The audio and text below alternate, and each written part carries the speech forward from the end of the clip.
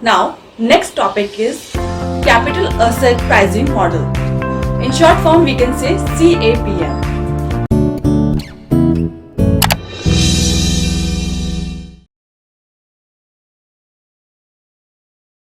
So, the capital asset pricing model CPM is used in finance to determine a theoretically appropriate rate of interest of an asset. If that asset is to be added to an already well diversified portfolio, given that asset's non-diversifiable risk. The CAPM formula takes into account the asset sensitivity to non-diversifiable risk, and that is also known as systematic risk or market risk that I already told you in module 2, referred to as beta in the financial industries, as well as the expected return of the market and the expected return of a theoretical risk-free asset. The model was introduced by Jack Treynor, William Sharps, John Linter and Jen Mosin independently, building on the earlier work of Harry Markowitz on diversification and modern portfolio theory. Now, next topic is assumption of CAPM. CAPM is an equilibrium model of the trade-off between expected portfolio return and unavoidable risk. There are following assumption of CAPM. Now, first assumption is capital market are efficient where investors are well informed. Second one is transaction cost to market investment in different securities are zero. Next is there are negligible restriction on investment and no taxes. Next, the situation of market is alike perfect competition and no investor is large enough to efficient the market. No investor is large enough to affect the market price of the stock. The capital asset pricing model is all about describes individually stock returns as a function of the overall market returns. The capital asset pricing model, that is CAPM, is a model that describes the relationship between the expected return and risk of investors in security. It shows that expected return on a security is equal to risk-free return plus risk premium, which is based on the beta of that security. Below is an illustration of CAPM concept. You can see this diagram. Now, next topic is undervalued and overvalued stock. The CAPM model can be practically used to buy, sell or hold stocks. CAPM provides the required rate of return on a stock after considering the risk involved in an investment.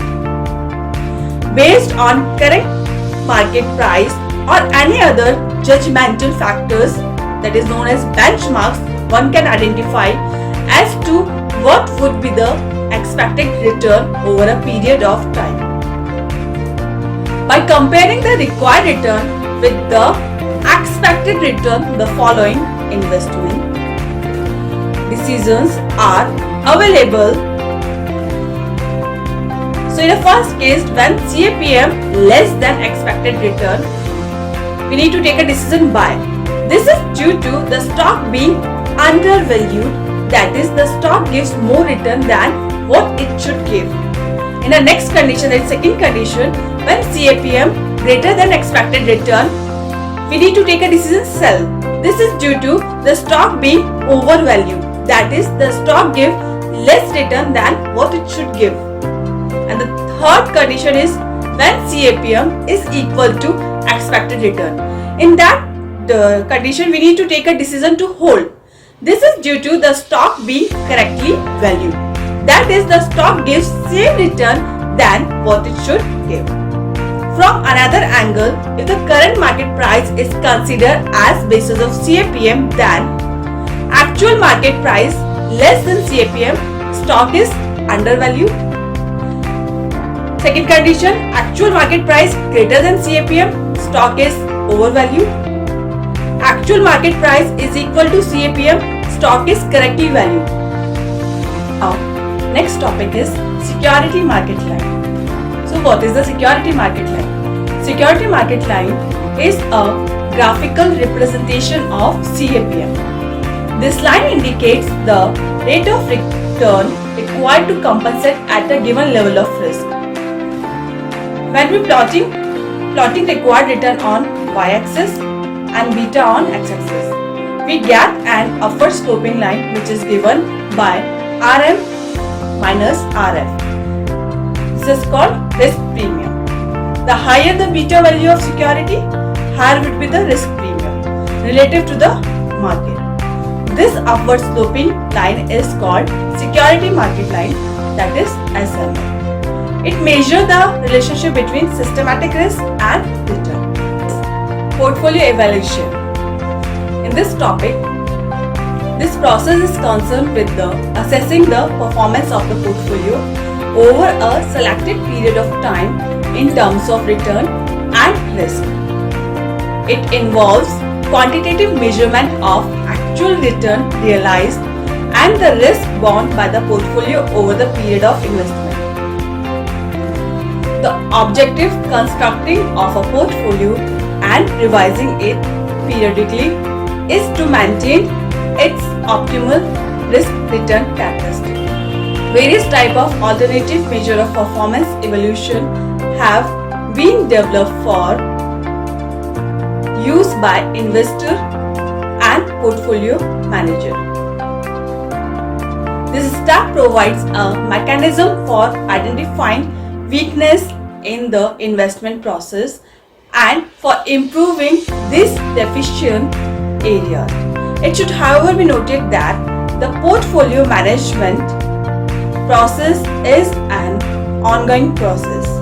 It is start with security analysis, proceed to portfolio construction and continues with portfolio revision and with portfolio evaluation. Superior performance is achieved through continual refinement of portfolio management skill. Following three ratios are used to evaluate the portfolio. The first one is the tenor measure, the second one is the Sharpe measure, and third one is Jensen model. Now next topic is performance evaluation.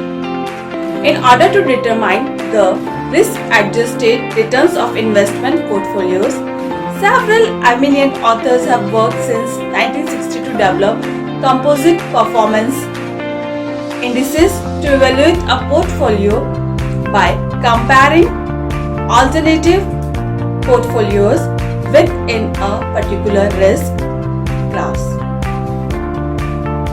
The most important and widely used measures of performance are the tenor measure, the Sharpe measure, and the third one is Jensen model and Fama model. So now next topic is tenor measure. So what is in the tenor measure?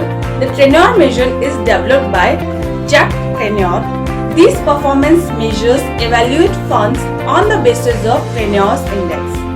This index is a ratio of return generated by the fund over and above risk-free rate of return, generally taken to be return on securities backed by the government, as there is no credit risk associated. During a given period and systematic risk associated with its beta, symbolically it can be represented as tenor index, that known as TI in a short form, is equals to RI minus RF divided by beta I, where RI represents return on fund, RF is risk-free rate of return, and BI, that is beta I, is beta of the fund. Now next topic is the Sharpe measure.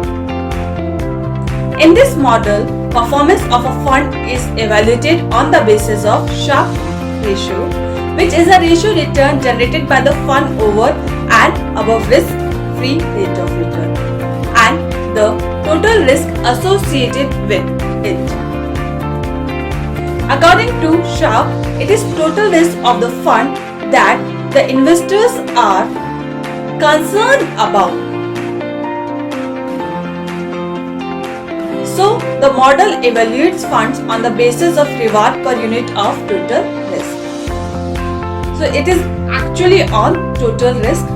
Symbolically, or you can say it is mathematically, it can be written as Sharpe index, that is SI is equals to RI minus RF upon SI, where SI is standard deviation of the fund. In tenure ratio divided by beta I, that is only difference. In a Sharpe ratio SI, that is standard deviation of fund.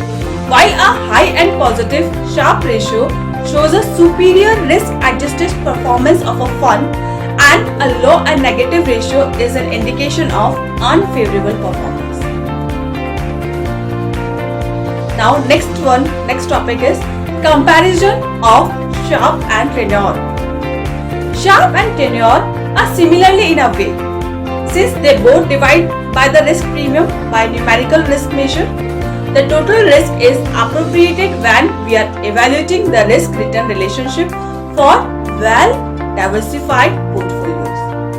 On the other hand, the systematic risk is the relevant measure of risk when we are evaluating less than fully diversified portfolios or individual stocks. So this is all about investment analysis and portfolio management, module 4. Thank you. Superior performance achieved through continual refinement of portfolio management skill. Following three ratios are used to evaluate the portfolio. The first one is the tenure measure, the second one is the Sharpe measure, and third one is Jensen model.